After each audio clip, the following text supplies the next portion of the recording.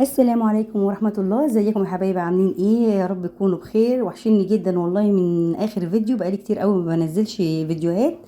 انا عارفة طبعا ده العادي بتاعي، بس المرة دي انا طولت كتير. بعتذر طبعا، كان عندي كده شوية ظروف، فالحمد لله دلوقتي رجعت معاكم. وبعدين كمان بصراحة كان مش عارفة، كنت مكسلة كده اعمل حاجة ومليش مزاج، يعني قلت يعني انتوا عارفين طبعا الاحباط اللي بيجي لنا ده من القنوات ساعات، بيخلينا الواحد ايه يقول لا، طب على ايه؟ ما انا مهما بعمل هو وبعدين بيبقى كمان في لوم عليكم برضو، على بعض الناس مش على الكل طبعا. إيه، بتحطولوش لايك على الفيديو على الرغم ان هو ممكن يجيب مشاهدات. ليه ما بتحطوش لايك؟ مش عارفه، مش عاجبكم الفيديو ولا في ايه بالظبط؟ مش عارفه برضو. بس فده يعني بصراحه دي حاجه مزعلاني او حاجه ضايقتني يعني. غير كده بقى طبعا، انتوا وحشيني كلكم جدا. وبرحب طبعا بكل المشتركين معايا في القناة. والمشتركين الجداد اهلا وسهلا بيكم، وشرفتوني ونورتوني والله. والناس اللي لسه اول مره تشوفي قناتي، طبعا اتشرف بوجودك معايا في القناه، وتنزلي دلوقتي تفعلي زر الجرس على الكل عشان توصلك كل الفيديوهات. طبعا فيديوهاتنا كلها مفيده وكلها تشجيعيه وحاجات كده، ايه، بنشجع بعضينا على الايه الروتينات المنزليه. طبعا بكل احترام وبكل حب الواحد بيقدم لكم ايه كل حاجه. طبعا هبدا الفيديو بقى بتاعي عشان انا رغيت كتير كده. الصلاه والسلام على سيدنا محمد صلى الله عليه وسلم. ده هنا كان جزء بقى من مشتريات الشهر اللي انتوا شفتوه اللي فات ده، اللي كان الحاجات اللي هي المنظفات وكده والشامبوهات والحاجات دي. وده برضو التموين بتاع الشهر، الجبنات بقى والسكر والزيت والكلام ده كله اللي انتوا عارفينه. ده طبعا كان المشتريات بتاعت الشهر، فحبيت ايه اشاركها معاكم. وبعد كده بقى ايه نخش على اليوم بتاعنا. ابتديت انا على طول كده ايه من الغدا. اليوم ده كنا هنعمل فيه مسقعه. طبعا المسقعه بتاعتي انا بعملها باللحمه المفرومه في الفرن كده في صينيه، بصراحه بتبقى حلوه واكله لذيذه كده، ايه، وكله مع بعضه ايه في حله واحده او في صينيه واحده. هنا كنت بحمر بقى البطاطس، بقطعها كده حلقات. وبعد كده ايه قلت اعصج اللحمه على بال ما الحاجات كلها تتحمر، والبتنجان بقى والفلفل. وبعد كده ايه هنقلي للعصير الطماطم، يعني الصلصه بتاعتها. هنا خلاص اللحمه اتعصجت، وفي نفس الحله اللي كان فيها اللحمه اتعصجت بعمل فيها ايه صلصه الطماطم، برضو بتاخد طعم من اللحمه. وايه، برضو بتبقى في نفس الحله عشان ما نبهدلش الدنيا كتير. خلاص هنا اللحمه اتعصجت والبتنجان والبطاطس والفلفل المتحمرين، والصلصه بتتسبك اهي. هنبتدي بقى نرص ايه الصينيه بتاعتنا. بجيب كده بحط حبة صلصة كده من تحت في الصينية، وبعد كده ابتدي ارص عليها بقى ايه طبقات كده بتنجان وبطاطس زي ما انتوا كده شايفين. وكمان بحط الفلفل، وبحط ايه في النص اللحمة المفرومة بتاعتي. يعني انا الحمد لله مشهورة بصينية المسقعة دي. كل العيلة عندي بيطلبوها مني زي ما انتوا شايفين كده اهو. واحط بقى فوقيها ايه البطاطس، قطعتها ايه زي البتنجان كده. انا على طول بعملها صوابع، بس قلت ايه شفتها كده في فيديو على الانستجرام، لقيتهم بيقطعوها كده فعجبني شكلها. رحت محمراها بقى ايه كده، ايه، رقيقه شويه يعني، ولا هي شيبسي ولا هي تخينه، يعني في النص كده. حمرتها بقى وايه وقلت ارصها كده. طلعت حلوه برضو، يعني طلعت كده ايه القطعه كده بتطلع كلها مع بعض. والفلفل كمان اهو حامي بقى ورومي. وننزل بقى باللحمه المفرومه بتاعتنا كده، نشبع بقى الصينيه لحمه مفرومه. وبعد كده ايه نرص الرق التاني ونحط صلصه الطماطم عليها وندخلها الفرن. اهو بقى نحط بقيه الطماطم اللي عندنا. انا بحب اكتر فيها الطماطم شويه عشان يعني لما بتشرب الطماطم كده بيبقى طعمها احلى. حطها بقى طبعا في الفرن ايه تاخد كده ايه وش شويه، كانت محتاجه لسه سنه بس كانوا مستعجلين وعايزين ياكلوا ايه. فرحت مطلعاها بقى وايه واتغدينا. طبعا انتوا عارفين المسقعه وكل المواعين والحاجات اللي احنا عملناها دي، عارفين المنظر اللي هيبقى بعد كده المواعين، يعني هنخش عليها بقى. بس كده بقى هنقدمها ونتغدى، وبعد كده نخش بقى ايه على اللي بعده. خلاص بقى طبعا بعد الغدا اشوفوا بقى الدنيا عامله ازاي بعد الغدا والاطباق والمنظر اللي انا ما بحبهوش ده. بصوا عاملين ازاي. ده شيء لابد منه، يعني لازم بقى بعد الغدا نقوم نشوف ورانا ايه ونخلص اللي ورانا.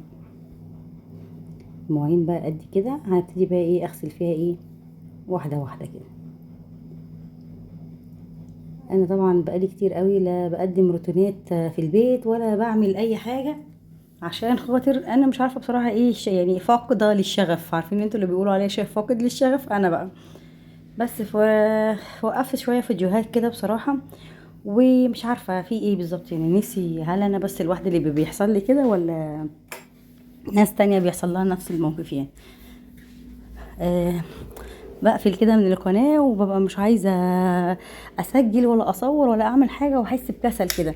بس قلت بقى ايه يعني، حرام يعني اللي احنا وصلنا له ده مجهود وبما ان في ناس كمان كويسه معايا على القناه، مشتركين ومشتركات، والله ناس محترمه جدا كلكم. فقلت لا يلا بقى يعني اشجع كده واعمل ايه، فيديو انزله. عايزه بقى اشوف ايه لايكاتكم بقى على الفيديو دوت، وشجعوني تاني كده من اول وجديد، عشان خاطر ايه ابدا تاني ايه اتشجع وانزل ايه فيديوهات.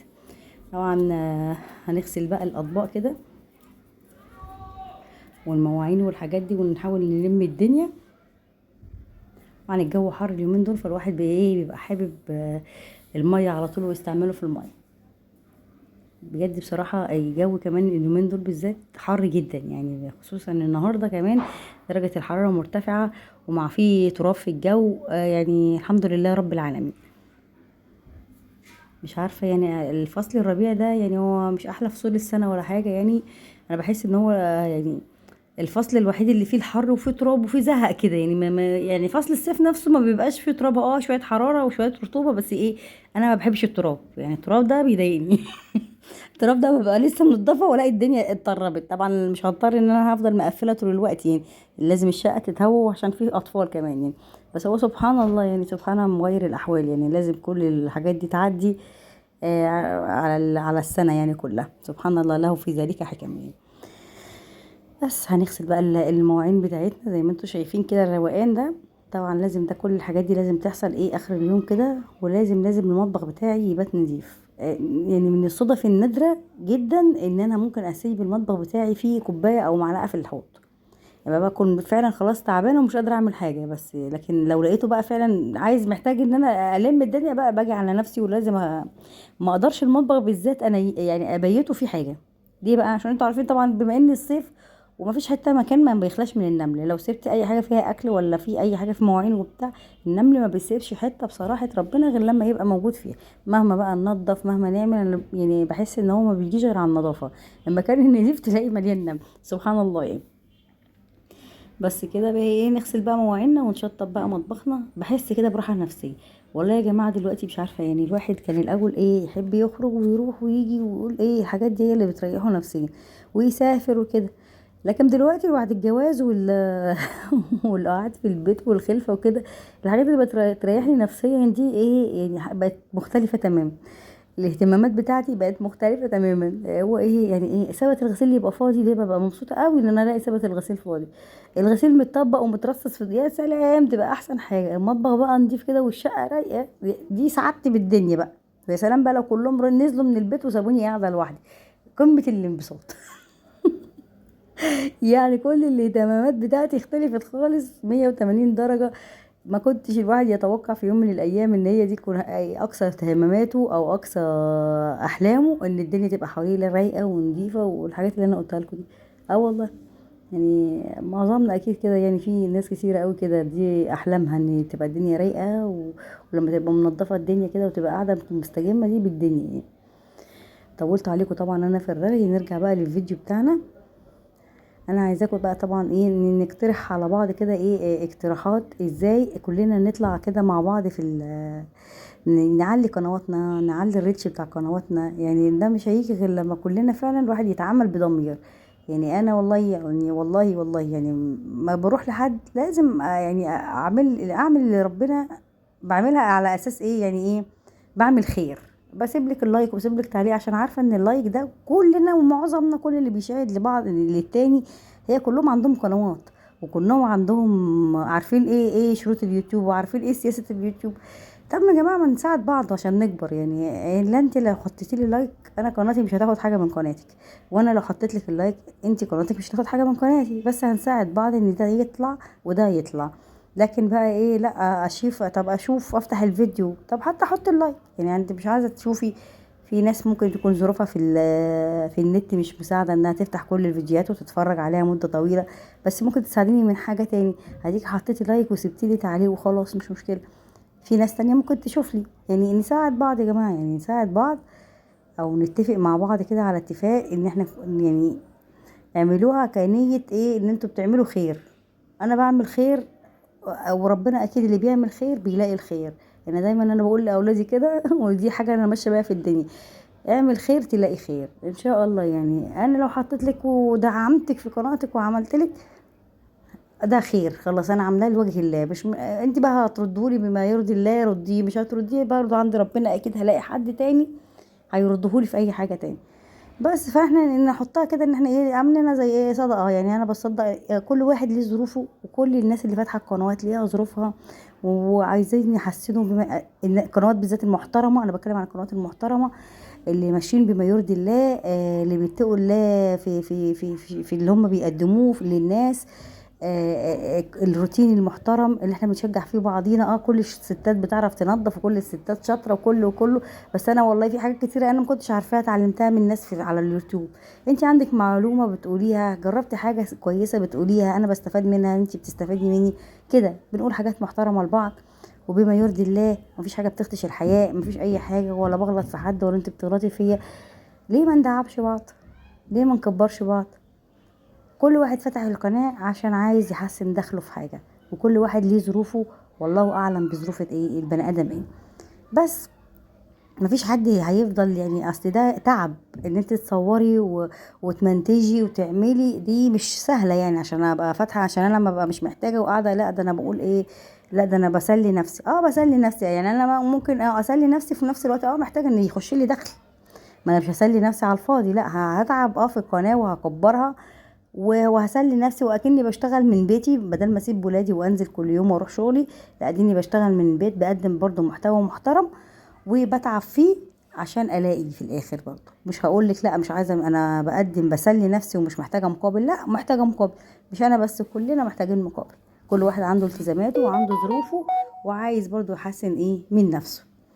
بس فلازم كلنا نساعد بعض وندعم بعض، وان شاء الله ربنا يصلح حال كل الناس ويوفق الجميع يا رب ان شاء الله.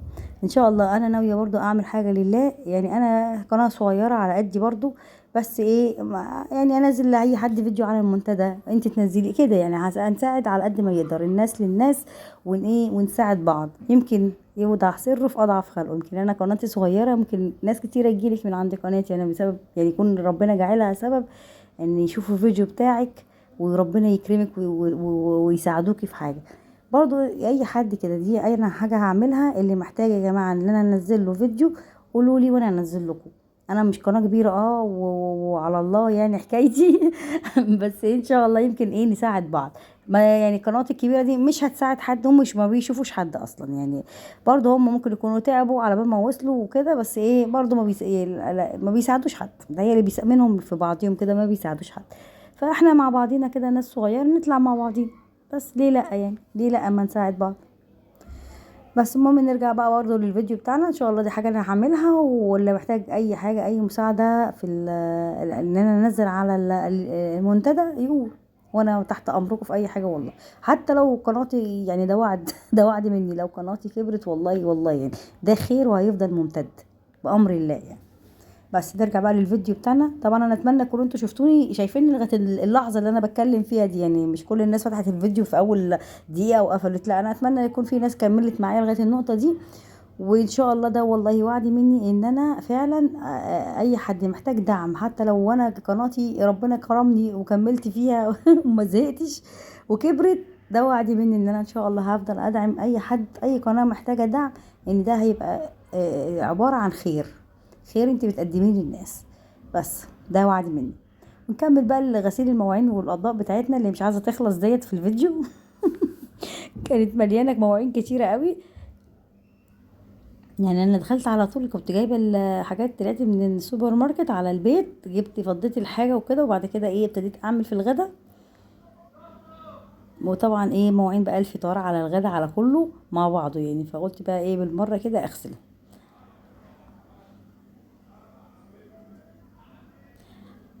بس بقى كده ايه خلاص قربوا يخلصوا اهو الحمد لله، ونخلص بقى المطبخ بتاعنا على خير. طبعا في ناس هتعلق عليا على الميه اللي بسيبها دي، بس والله غصب عني يعني، لما حنفيه بنساها عشان ابقى بغسل على طول وبشطف يعني. بس الحمد لله دلوقتي بقيت بقفل الميه يعني، الحمد لله. انا عارفه طبعا ان هو في اسراف يعني، بس ايه والله ساعات بنساها يعني، مش قصدي يعني، مش عن تعمد يعني. وربنا يصلح بالنا واحوالنا كلنا يا رب، يا رب العالمين.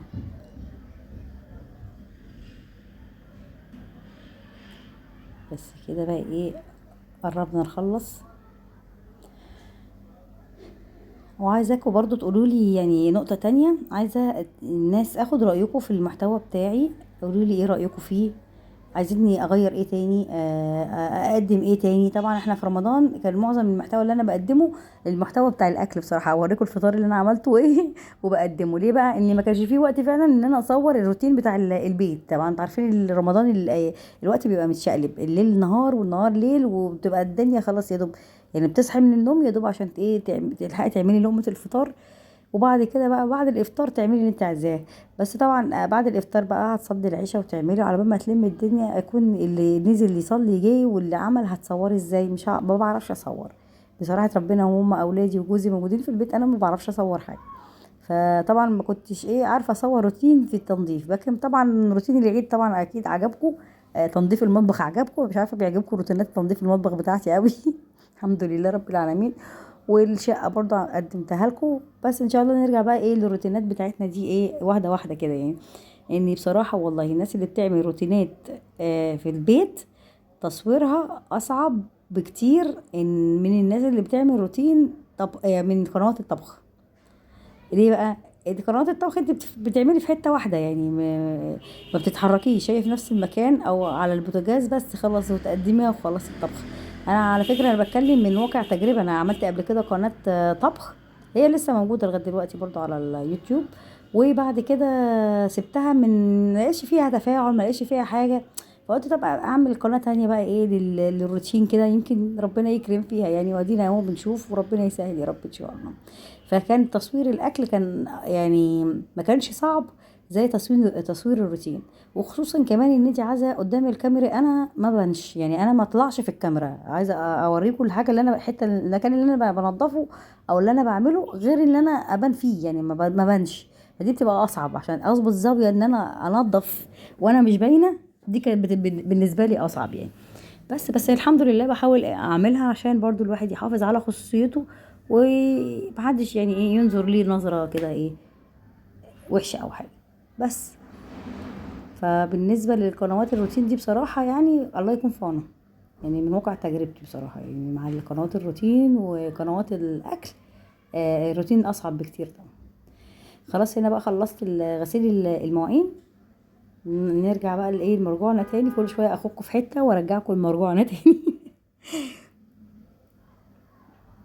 نصبن بقى كده خلاص. ده اللحظات الجميله بقى عليا. خلاص الحوض كده بيصبن رخر، لازم الحوض ده يتنضف زيه زي اكن فيه طبق اكل كمان يعني، لازم كده يتغسل ويلمع كده ويبقى نظيف.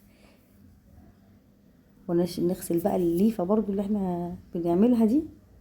طبعا الليفه دي انا بغيرها تقريبا كل 10 ايام، كل اسبوع.